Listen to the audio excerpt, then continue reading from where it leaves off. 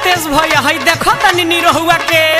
चैत में चानी काटता चानी कैसे आ एकर मलिया अभी गौनो नइखे गइले अपू भैया ये स्वतंत्र भैया सुनी तब तो गड़बड़ बात बा तू ही सुनावा ना बगीचा में जाली बिने महुआ बड़ी लकी बाइन करनी रहुआ अरे जिया जिया राजा अरे मजले रहो हो राजा हो जा रच रच के मजा ओहो यानी कि सब मजा मारती है चैते में बुझा गइल ना हमरा बगीचा में जाली बिने महुआ बड़ी लकी बाइन करनी रहुआ अरे नितेश जी कहतारी नैहर यारे ससुरा में भतार जिंदाबाद अरे जिया गोरी के टिपोरा के सावन चीखेला मजन शादियो बा अरे चिखो चिखो वाह मजनुआ बा जिया है अपू भैया माउस टू बी माउस ए नितेश ठाकुर कवि जी व्यास हाँ हाँ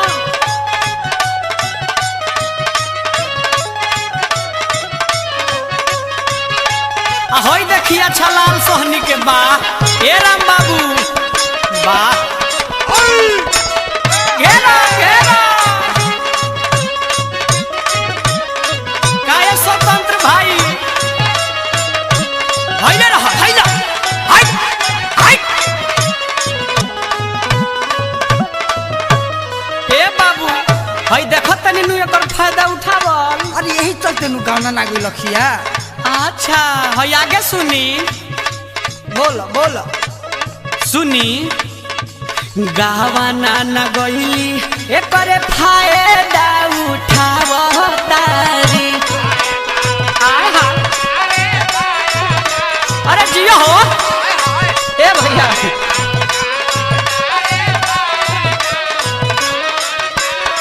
आहो हाँ? अपू भैया के बगीचा में से छोट छोट टिकोड़ा तुल के काहे खातिर ले गई रही घोरी आमरस ठोपे ठोपे ही पियावतारी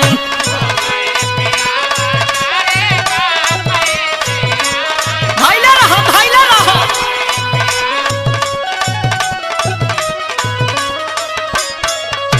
लूक लाग जाई लागता ओकरा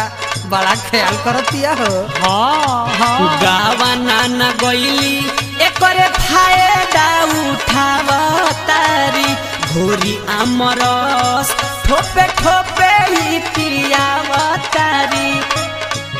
मांगे पड़ गई से नु तब बड़ुए याद गोरी के टिकोरा के सावा चीखेला मजन शादियो बा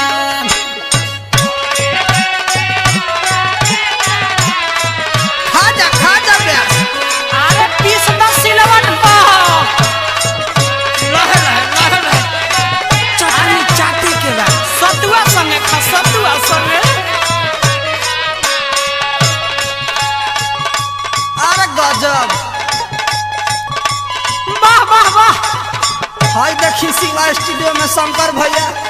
अपू भैया गार्दा कर रहे ओए चढ़ जा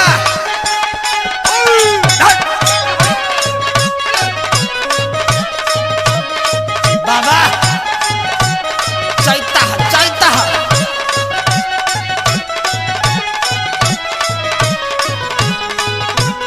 बाहर टिकोड़ा बा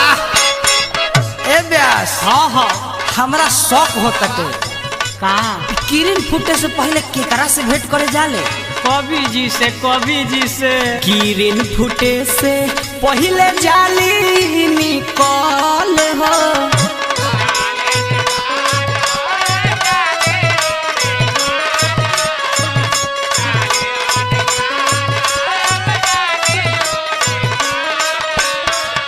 कहीं काहे गेहूं लसराइल बा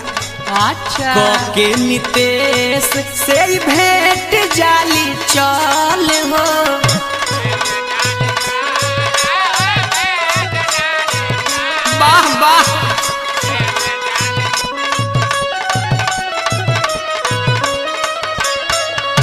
किरिन फुटे से